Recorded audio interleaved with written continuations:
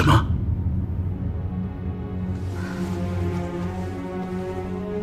二代安尼格玛机的构造图，他把它缝进了衣服里面。我现在才知道，为什么进入球庄的第2天，他就开始画素描。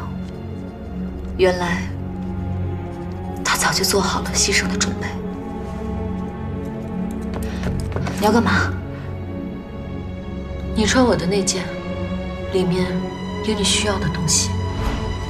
你是说，这个图纸是李宁玉大一开始就要交给你的吗？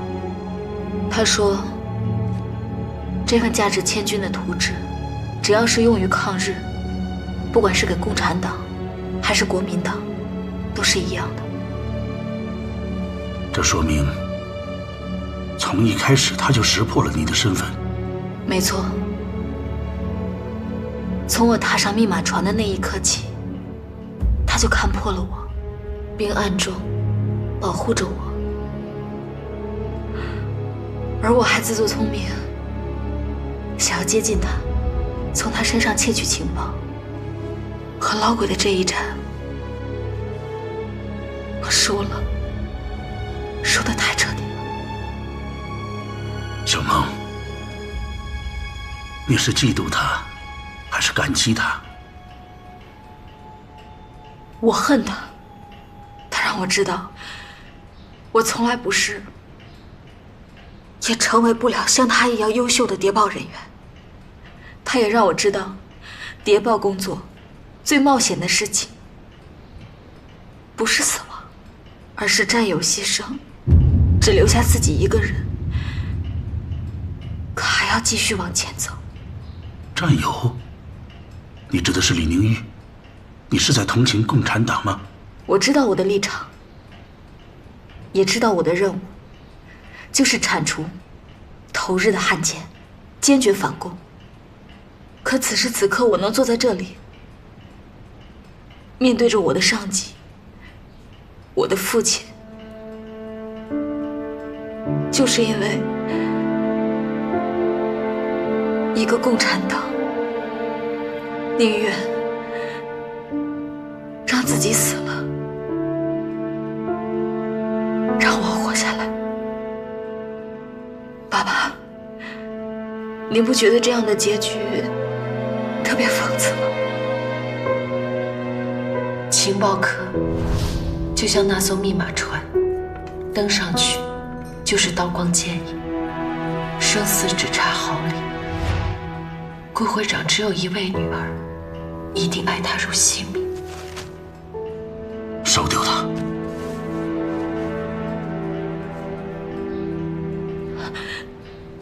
不可能。那就藏起来，藏得比你的真实身份还要深，永远不要让第2个人看见。爸爸，你为什么这么冷酷啊？这个人就算是共产党，是老鬼，可是他救了您的女儿。小梦啊，你知道你为什么成不了李宁玉那样的谍报人员吗？因为我没有他那样的天赋，也没有他的勇气。不，你不比他缺少什么，相反，你多了一样东西——感情。你总是把感情放在理智之前，可是李宁玉永远不会让感情和情绪代替理性思考。他这样的人救了你，绝不是出于私人感情。告诉我，他让你为共产党做什么？他交给我的最后一件事情，就是替他还债。我这个人啊，最怕欠别人东西，所以你一定要把它交到顾先生的手里。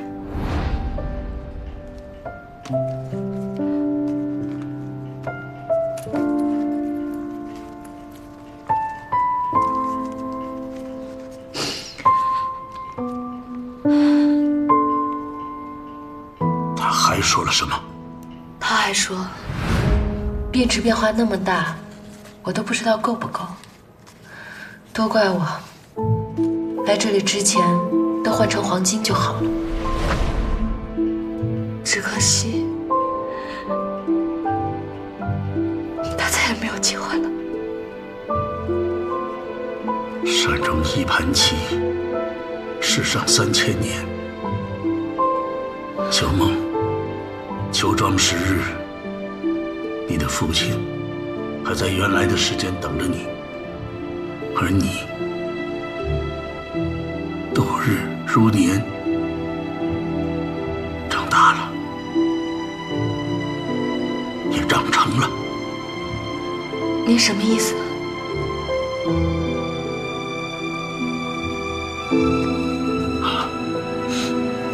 刚刚我不是说过吗？一个成熟的谍报人员，就是要隐藏乃至弃绝自己的感情。刚才你看向父亲的眼神里，已经完全没有以往的依赖了。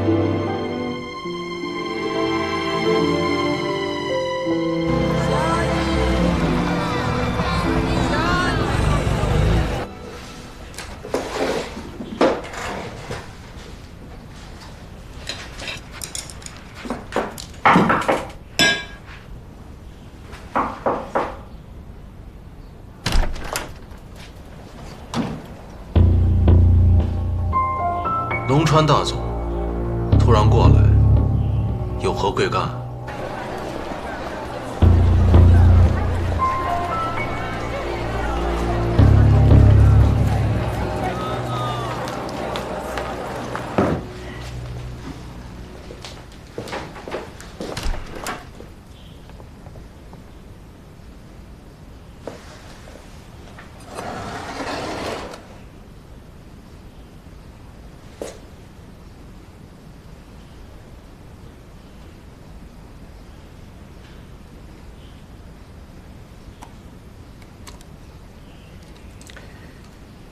这枚金翅勋章是为了褒奖李上校破解了二盖恩尼格玛机，军部破例颁发的。昨天才从东京送达，真是遗憾呐。此次李上校因公殉职，我们机关上下都非常痛惜。我已经跟松井司令提出了申请，向总部为李上校请功。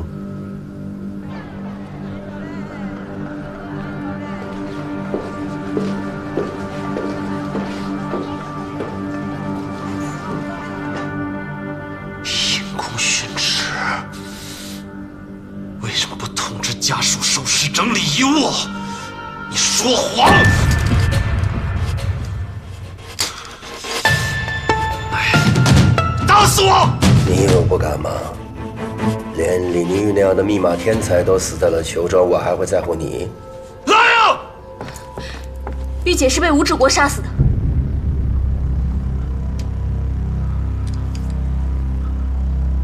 你说什么？裘庄的秘密任务根本就不是调查钱虎一被杀一案，而是要从我们5个当中找出中共特务老鬼。吴志国就是老鬼，所以他在司令部接近玉姐，保护他，都是为了窃取机密。随着进入裘庄大佐的调查，玉姐开始怀疑他，并且要向大佐揭发他，所以他就先下手为强，把玉姐毒死了。没错，氰化钾。那他是怎么下的毒？出事的当天下午，李上校跟他在一起谈话的时候，把手指割破了。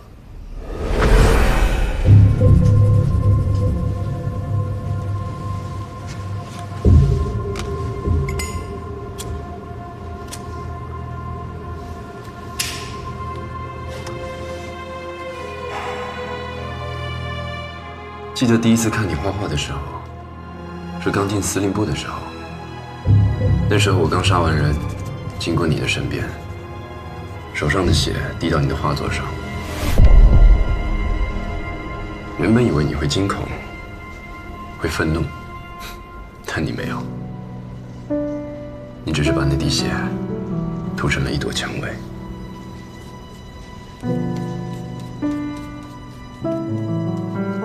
是吗？我不记得了。他们说我是把杀人刀，可能让这把刀上的血开出花来的女人，才是我要的女人。所以，你才会选择利用我，就因为我不怕你的杀人刀。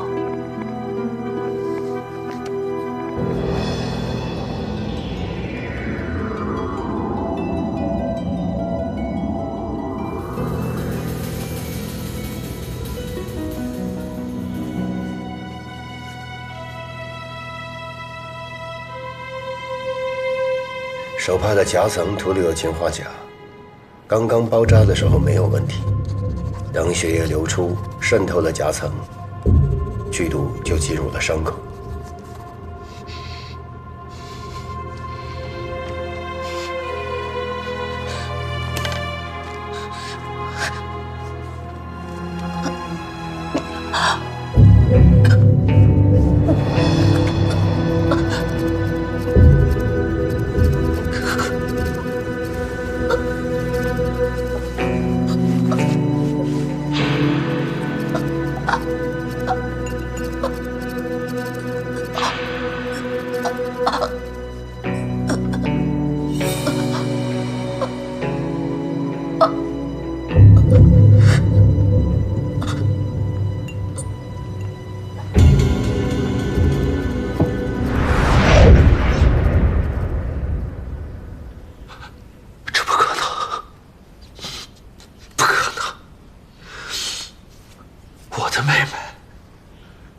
最了解了，我妹妹一向谨慎，绝对不会。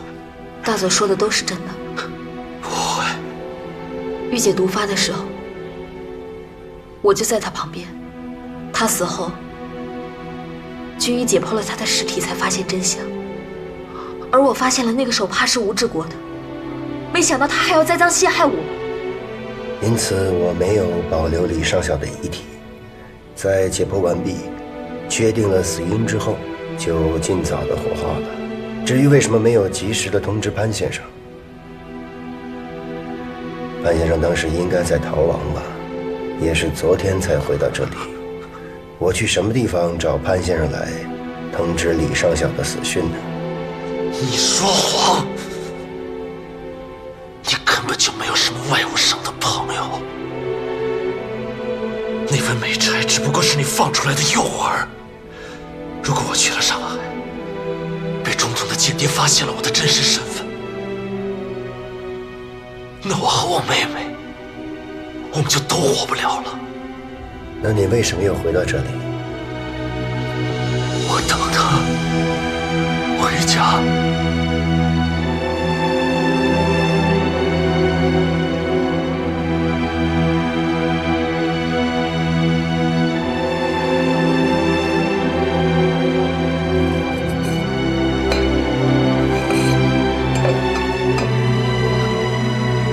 为什么不肯听我的话？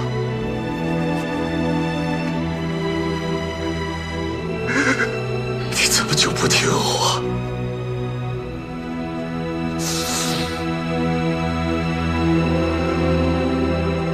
你还真是爸妈的好女儿。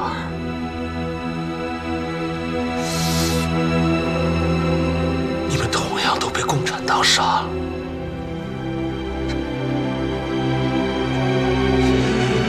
殊途同归，殊途同归。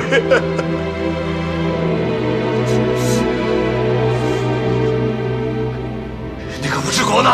吴志国呢？死了，证据确凿，身份暴露就自杀了。不可能，共产党绝不会因为身份暴露而自杀。对了，他的尸体呢？他的遗物你们好好搜查了没有？搜了吗？吴志国的遗物我们搜查过了，一无所获。可是，在李上校的遗物当中，我们找到了这样的一封信。李宁玉的那封遗书不是给你的，而是给她的假丈夫亲哥哥潘汉卿。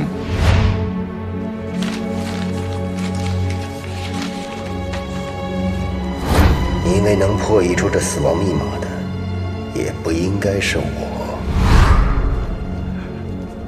生如逆旅，死期消别，长忆相聚时，勿悲伤，不怨恨，珍重，再珍重。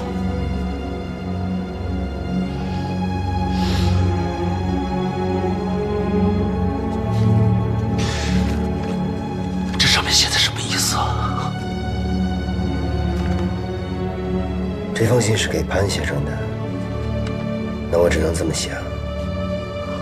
李上校早就预见到他会被吴志国所杀，所以才留下这样一封信，让你不要因为他的死而去找吴志国复仇。在司令部，我也曾听到过一些风言风语，吴志国对李上校是一往情深的。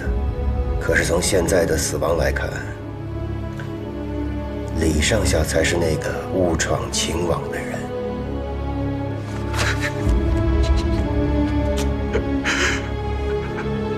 怎么会是这样？怎么会是这样？李宁玉，你死的活该，真是活该！你死的活该！滚！都给我滚！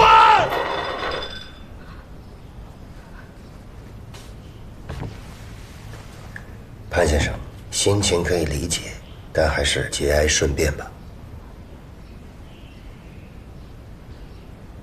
潘先生，我来是归还一样东西的。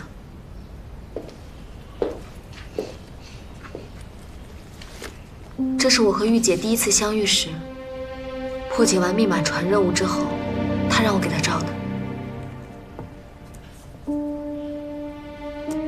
现在这张照片，对你应该有不一样的意义。那好，先告辞了。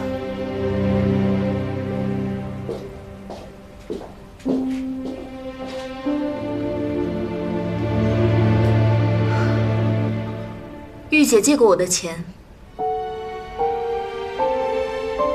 我是来向你讨债的。出去之后遇到什么困难，就找我哥哥。见到他，只要说一句话：“李宁玉借过我的钱，你是来讨债的。”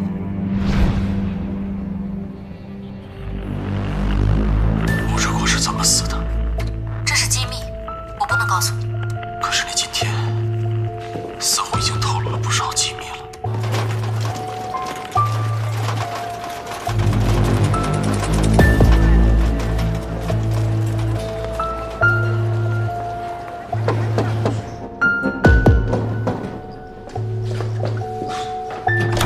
大哥，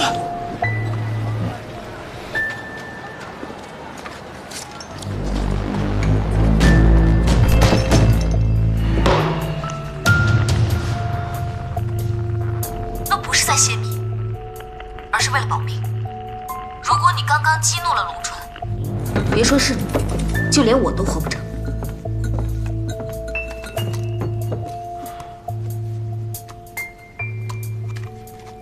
顾小姐，你现在最好对我说实话。我唯一的亲人都已经死了，为了报仇，我谁的命都敢要。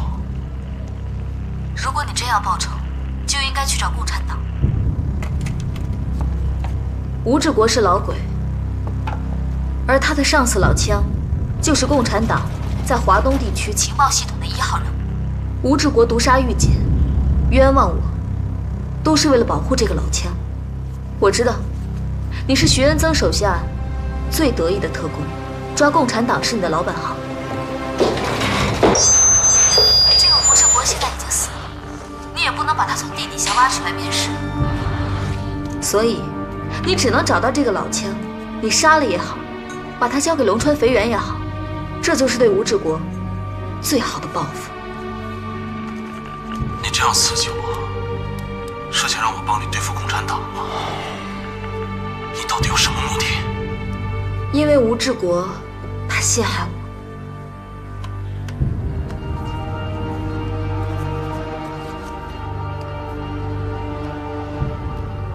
更多的是因为我真心喜欢玉洁。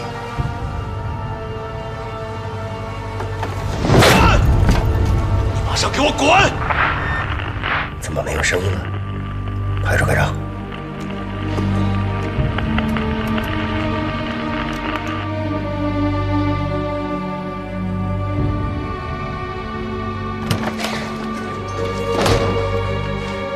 大佐，大佐，侯爵大人的电话，让你马上去接听。继续监听。刚才的记下来了。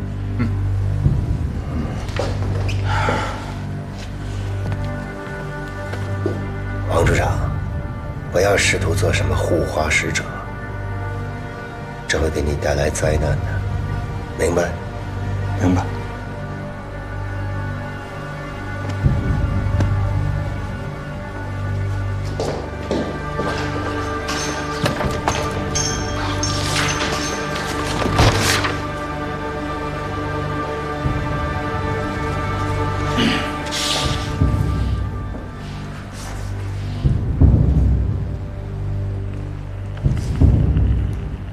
根本就没声音，什么都听不到。一定是被他们发现了，调几队人把潘汉卿给我盯死。是。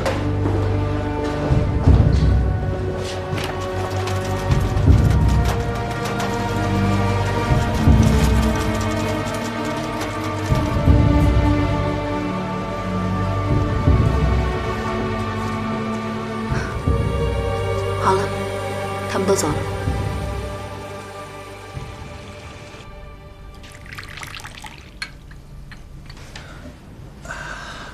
大佐，我安排了3组人马，连轴盯着那个潘汉卿，放心吧，跑不了。他跑过，就在你们人的眼皮子底下。那干脆把他抓起来吧，反正他也不会配合咱们调查，而且说不定他就是老枪呢。不，他不可能是老枪。别说像老枪这样一个中共地下党在宁沪杭地区的头号人物，就是再低量级的中共特务人员，在今天这种情况下，也会首先要避免一切冲突，利用一切时机，迅速查看他自己的同志留下了什么遗物，当中藏了什么样的情报。可是潘汉卿呢？他先是激怒我，然后抓住我的枪，速速求死。当然，你可以把这理解成为一种过火的表演，但接下来，他当着我的面撕毁了李宁玉的遗书。这么说，潘汉卿就是没有嫌疑了。既然他和共产党没有关系，李宁玉又为什么会给他留下那么一封奇怪的遗书呢？只能有一个解释，那遗书不是留给潘汉卿的，是留给他别的更重要的同党，所以潘汉卿绝不能惊扰，更不能去抓捕，要留着他做饵，等待他的同伙上钩。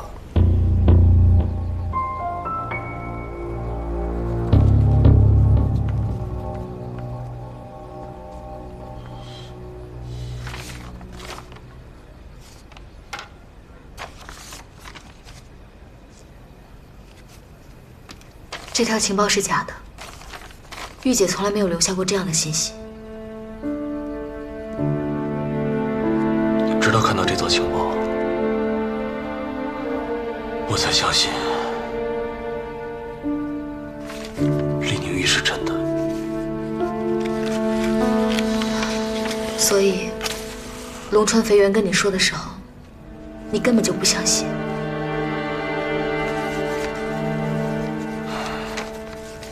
氰化钾中毒的人是不可能正常火化的，而且从骨盘烧剩的碎渣可以分辨，这骨灰是个男人的。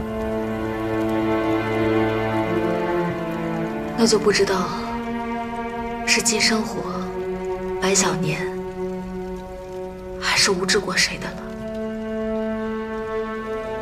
这么说，球庄里的5个人，只有你一个人活了下来。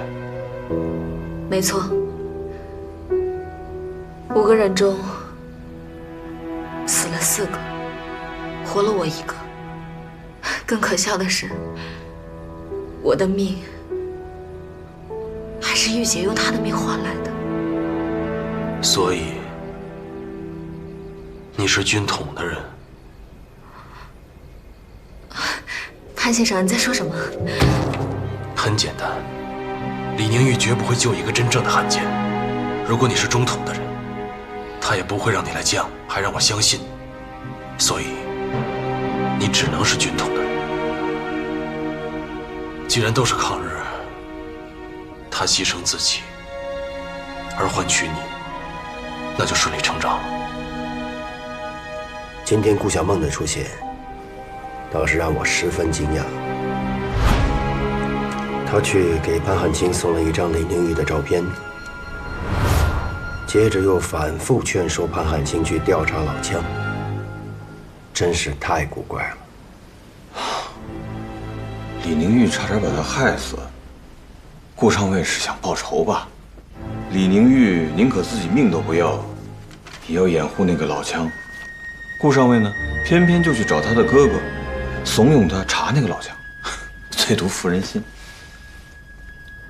不过今天倒不是完全没有收获，他让我突然想起了一件事：李宁玉从进入球庄之后就不停地在画画，甚至在我查验笔记之前，他也丝毫不避讳地在画着。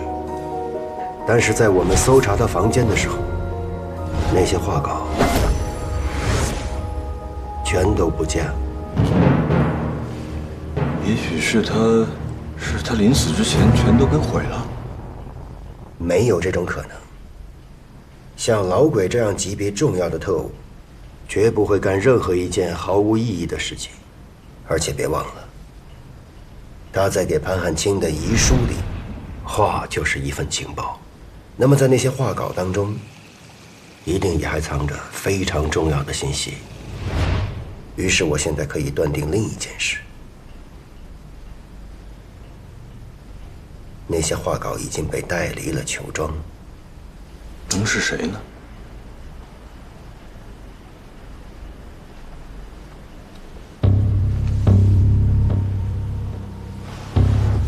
豆豆，要真是他，麻烦可就大了。顾小梦都离开球庄多久了？早就到家了。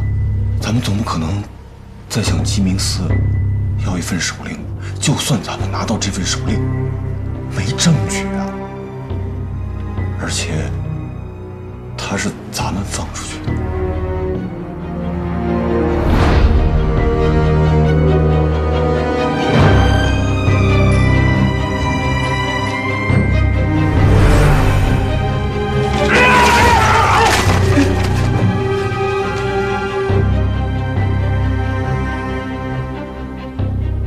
大德，您这么看着我，什么意思？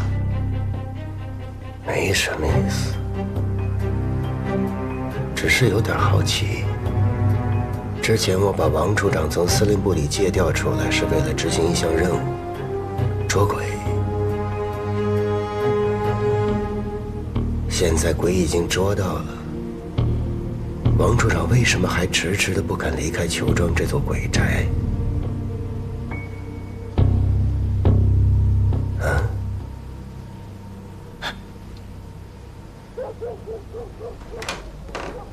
老枪是谁？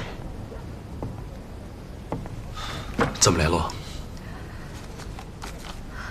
他没跟我说。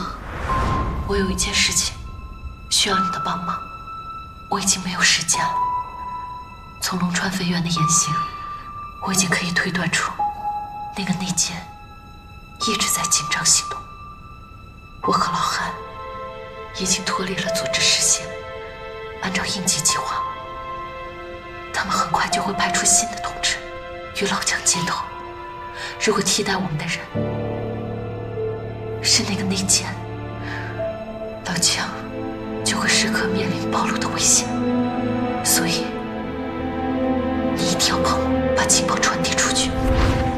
者跟我说让我把这条情报交给你，我还以为你会知道。我当然不知道了，我又不是他们的同志。既然你也不知道，那中共地下党的人会不会自动找上门来？绝对不会，他们向来都是单线单向联系，下级失踪，上级绝不会逆向联络。在李宁玉进入球庄之后，我曾试着联系他们的组织，可是等来的却是一个投靠了龙川飞跃的叛徒。怎么会这样？他有没有给过你什么东西，或者对你说过些什么？你一定要把它交到顾先生的手。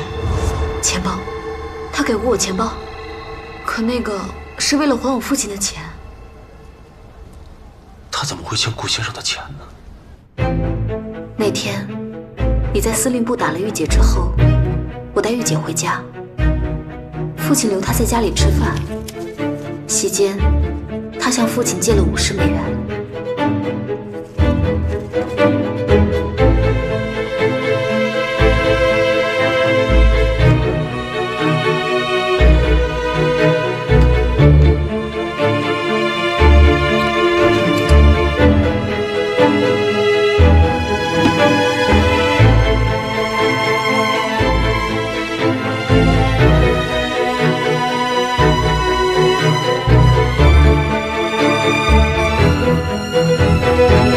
交给我的最后一件事情，就是替他还债。他说他这一辈子最讨厌欠别人钱，所以一定要我记住交给你。他还说，也不知道里面的钱够不够，还后悔没有在进入球庄的那一天换成黄金。機械は全部揃って、気をつけろ。軽いで。こうやってかい。おいお前、あれを運べ。はい。ちょっと来い。ちょっと。王处长，大佐什么时候吩咐的？这就要撤了。是大佐的命令，明早7点前所有人员撤离，封锁球庄。早く。はい。こっち来い。それを運べ。はい。来い。现在鬼已经捉到了，王处长为什么还迟迟的不肯离开球庄这座鬼宅？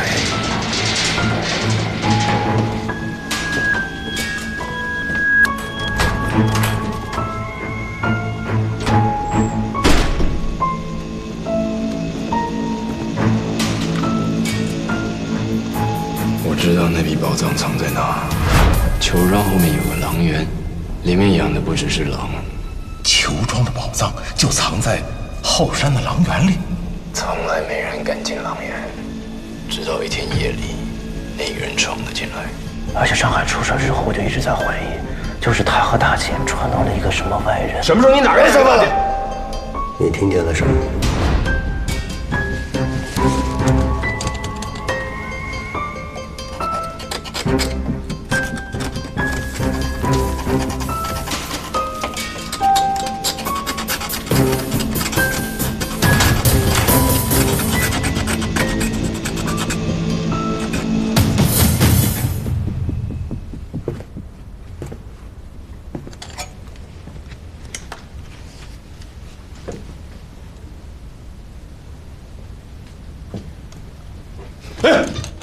哎呦，大佐，吓死我了！您怎么来了？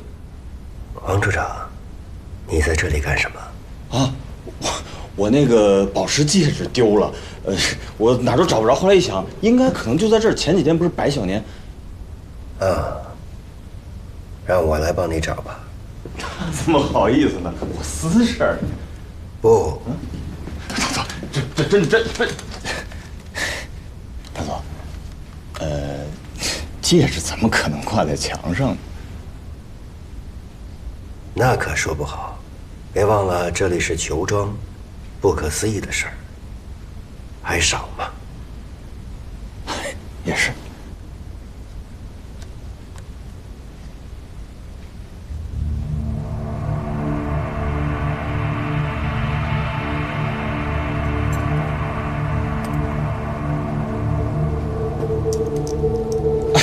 哎呀，大总，真就在这儿，这么黑根本没看见。哎，幸好是踩着了。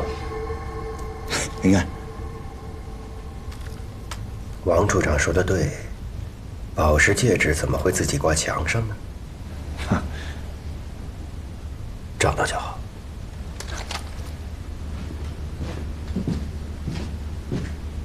大总，您慢走。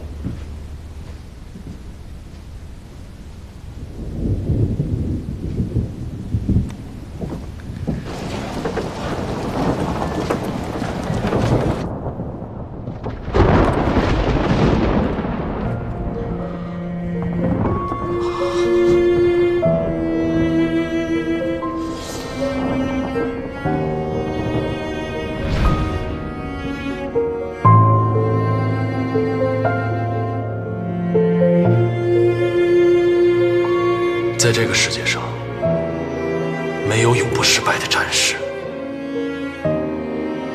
也更不会有永不暴露的间谍了。我对不起你，你是我哥。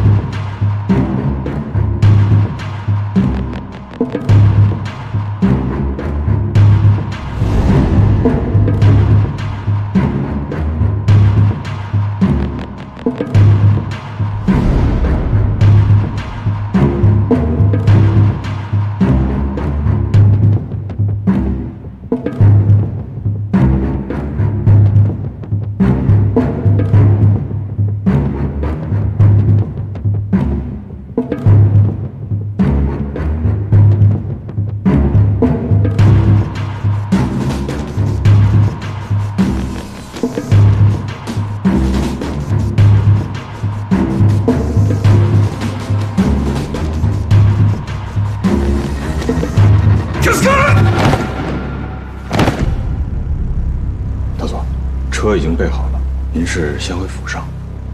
不，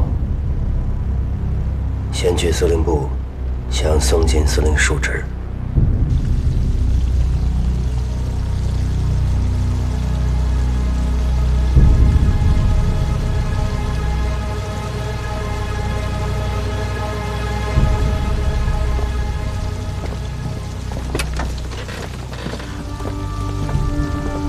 马上清场，封锁球庄，没有我的命令，任何人不得出入，不得移动任何物品。是，大总。那些尸体烧了吧？是。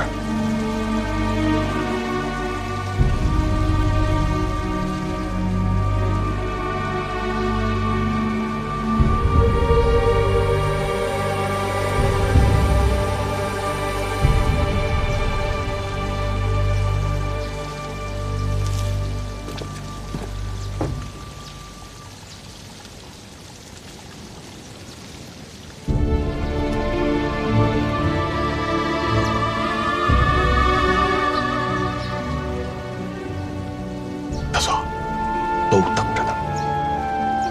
王处长，你说，究竟谁是老鬼？大总，老鬼不是都已经抓着了吗？不，这座城市就是老鬼。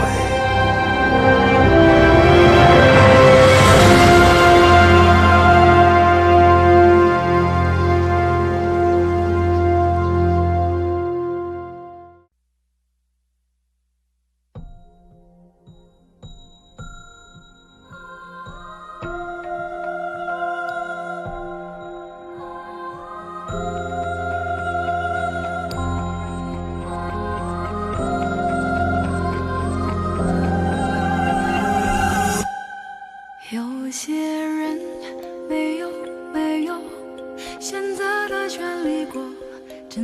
生活，他们在若霜若霜的时间里，在真实的生活，忽明忽暗，我的灵魂到其中去，始终温暖。有一些人没有选择的权利，不真的生活，他们在又说又说的时间里，在真实的生活，忽明忽暗，呼啸之过，到其中去，始终温暖。忽明忽暗，呼啸之过，照亮双手，一捧春风。风在吹，风在吹，风在吹。